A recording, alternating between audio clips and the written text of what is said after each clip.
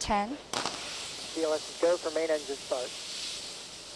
6, 5, 4, 3, 2, 1.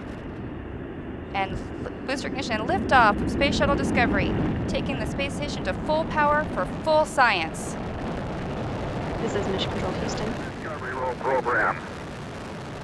Roger roll, Discovery. Discovery's roll maneuver is complete. It is now in a heads down position on track for its flight to the International Space Station.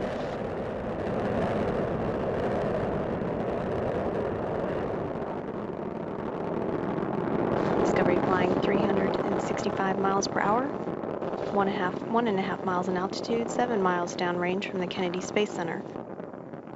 Discovery's engines are throttling down as the orbiter passes through the area of maximum pressure on the vehicle.